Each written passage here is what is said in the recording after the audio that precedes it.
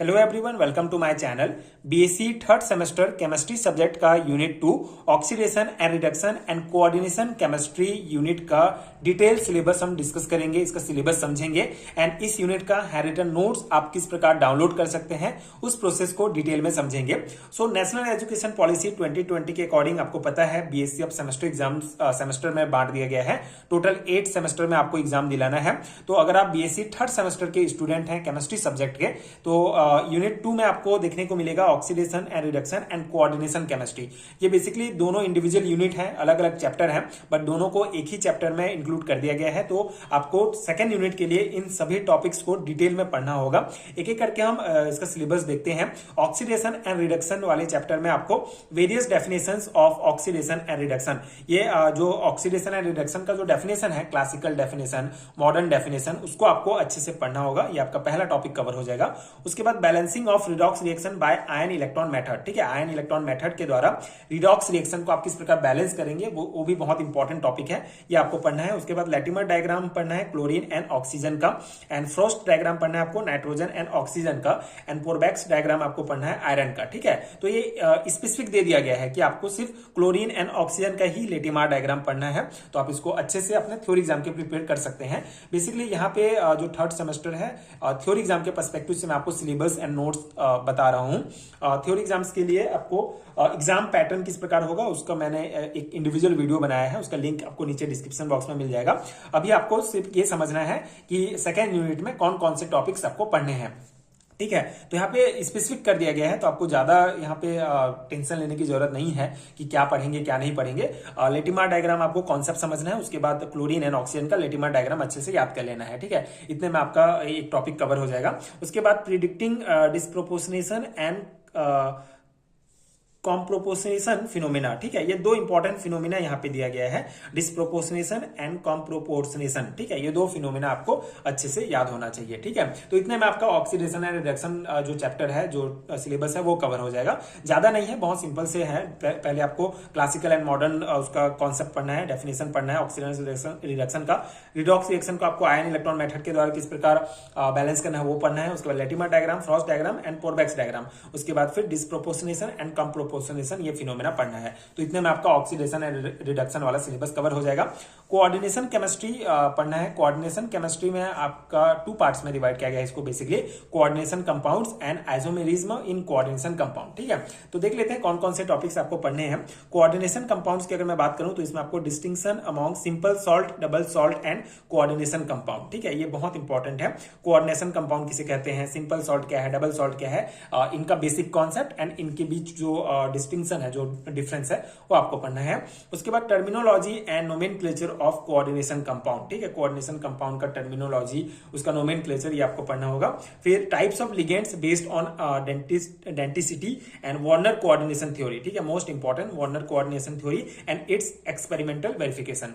उसके बाद Sidgwick electronic interpretation, EAN rule with example, electroneutrality principle, valence bond theory of transition metal complexes, determination of structure and magnetic properties of complexes based on valence bond theory, किलेट्स, इसका classification and इसका applications. ठीक है, तो इतना topic है आपका coordination compound के अंतर्गत आपको पढ़ना है। ठीक है, सभी इंपॉर्टेंट टॉपिक्स हैं, सभी का कॉन्सेप्ट भी इजी है, उतना डिफिकल्ट नहीं है। एक दो बार आप कॉन्सेप्ट समझ जाते हैं तो आप एग्जाम में थ्योरी अपने से भी लिख सकते हैं।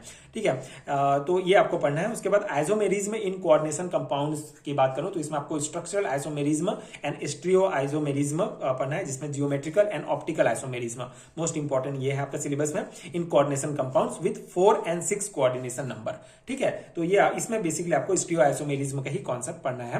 तो इतने में आपका कवर हो जाएगा कोऑर्डिनेशन केमिस्ट्री का पूरा सिलेबस।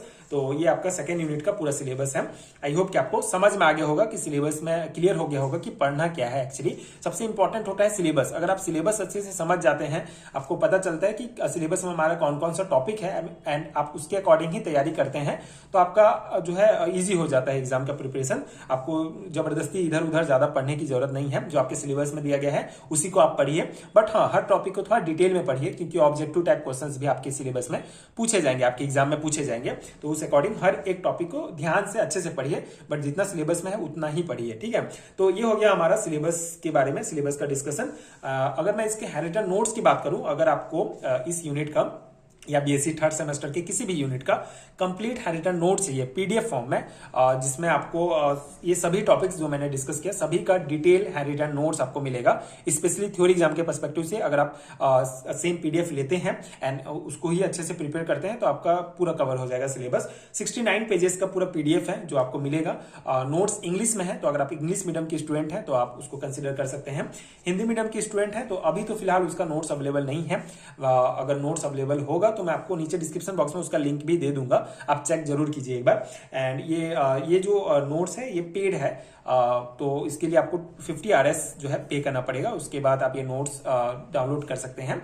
सिंपल सा प्रोसेस है, नीचे आपको डिस्क्रिप्शन बॉक्स में एक लिंक मिलेगा जहां से आप इंस्टामोजो के वेबसाइट पर पहुंच जाएंगे। वहां आप अपना first name, last name, email ID ये सब फिल करेंगे जो चीजें हैं। उसके बाद आप पेमेंट करेंगे, पेमेंट होने के बाद पीडीएफ जो है आपको डायरेक्टली आपके ईमेल एड्रेस में भेज दिया जाएगा, ईमेल आईडी में। तो वहां से आप डाउनलोड कर सकते हैं, आप उसको प्रिंट निकाल कर अपने एग्जाम की डायरेक्टली प्रिपरेशन कर सकते हैं। तो ये सिंपल सा प्रोसेस है नोट्स डाउनलोड करने का। नेशनल एजुकेशन पॉलिसी के अकॉर्डिंग ही ये न्यू सिलेबस है एंड इसके अकॉर्डिंग ही पूरा नोट्स अपडेटेड है, तो डेफिनेटली आप के लिए बहुत हेल्पफुल होगा। एंड एक स्पेसिफिक अगर मैं बोलूं तो छत्तीसगढ़ के अगर आप स्टूडेंट हैं, छत्तीसगढ़ के किसी भी यूनिवर्सिटी के स्टूडेंट हैं, तो ये एज इट इज सिलेबस आपको देखने को मिलेगा, ठीक है।